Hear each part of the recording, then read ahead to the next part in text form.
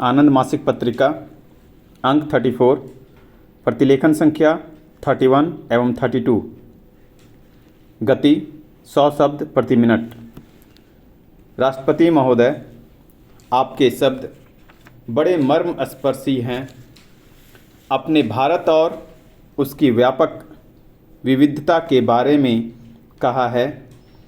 हम जो वहाँ के रहने वाले हैं इसे जानते हैं और यह भी अच्छी तरह समझते हैं कि इस विविधता के भीतर भी एक प्रकार की एकता है जो हम सभी को बांधे हुए है।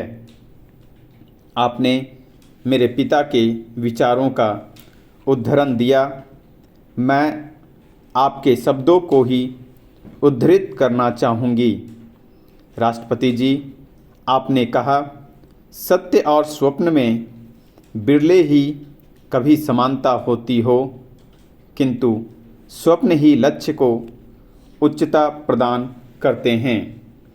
अमेरिका में आपने कई रूपों में अपने सपनों को साकार किया है, फिर भी आप अमेरिका वासियों को और अच्छा और उद्देश्यपूर्ण जीवन प्रदान कर रहे हैं, जो उचित भी है। आपने इस विचार को महान समाज कहा है।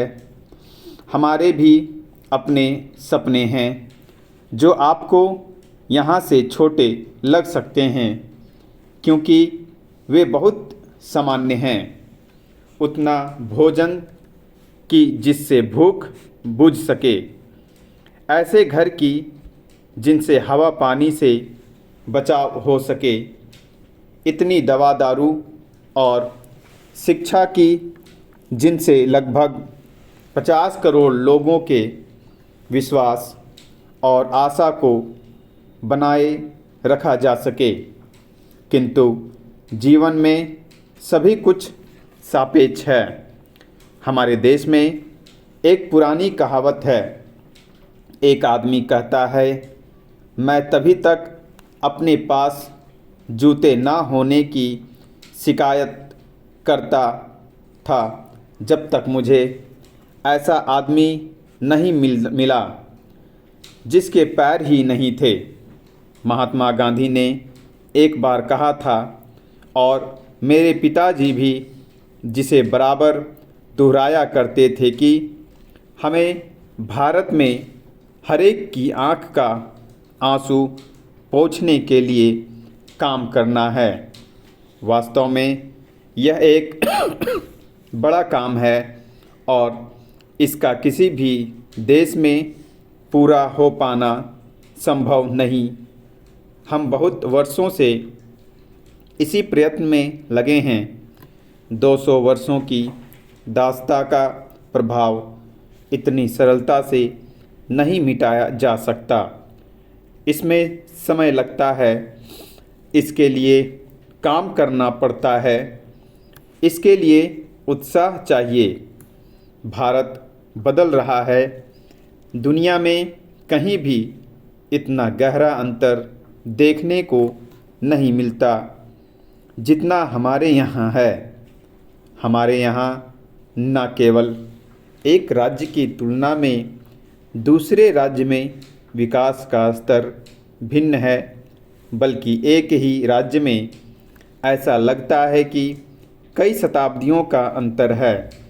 दुनिया की बड़ी सिंचाई योजनाओं में से कई हमारे यहाँ हैं, फिर भी राजस्थान के रेगिस्तानी इलाकों में लोग पानी को कीमती सामान की तरह ताला कुंजी में बंद करके रखते हैं।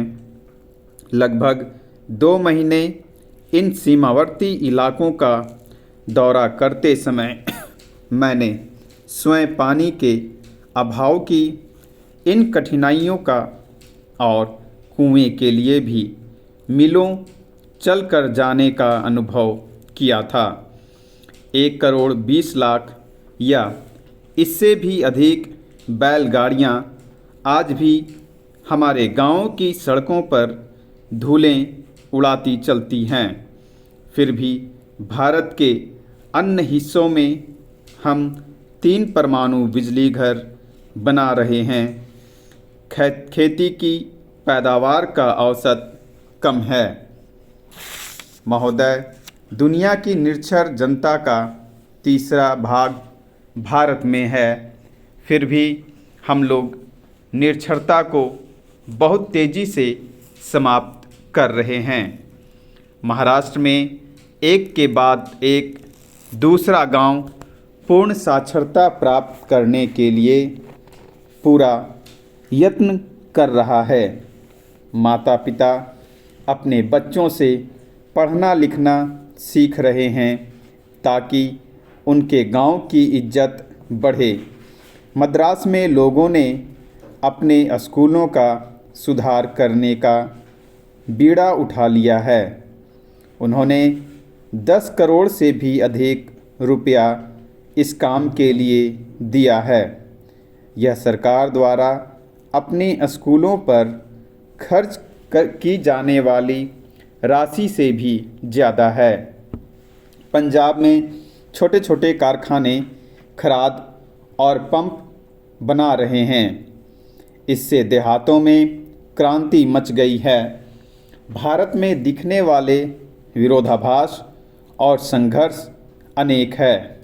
हमने अनेक दिल तोड़ने वाले धक्के भी सहे हैं, फिर भी परिवर्तन के प्रमाण स्पष्ट हैं और निरंतर बढ़ रहे हैं। कभी कभी आलोचक किसी सफलता के विषय में कहते हैं, इससे कुछ साबित नहीं होता। यह तो भारत की गरीबी के समुद्र में एक बूंद की तरह है। यह कितना गलत है, क्योंकि हर सफलता आने वाली सफलता के लिए मार्ग प्रशस्त करती है। यह सिद्ध करती है कि सफलता संभव है। वास्तव में यह हमारी प्रमुख समस्या है। बरसों पहले हम लोग जब गांव में जाकर लोगों को समझाते थे कि आप लोग बेहतर जीवन के लिए प्रयत्न करें, तो वे उलटकर हमसे ही कहते थे, इससे अच्छा जीवन संभव नहीं।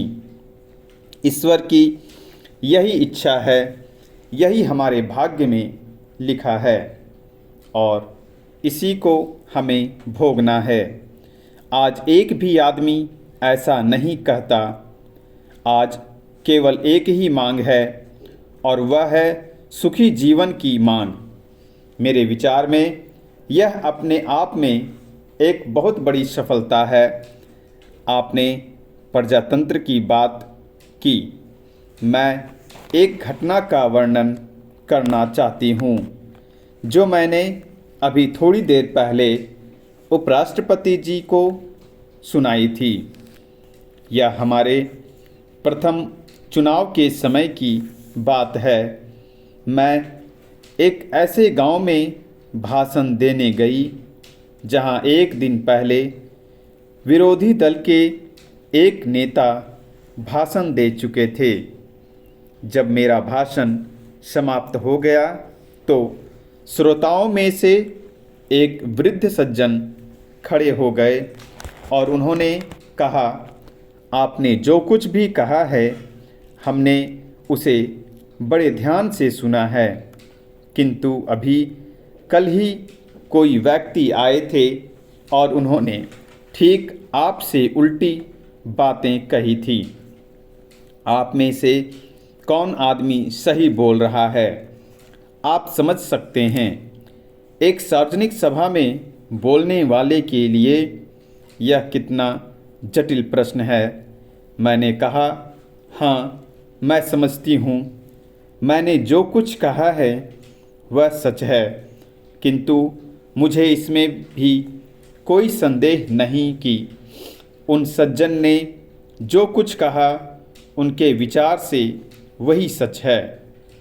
प्रजातंत्र की यही सबसे बड़ी पहचान है कि हर आदमी को जो उसके विचार से सच है उसे व्यक्त करने की स्वतंत्रता होती है।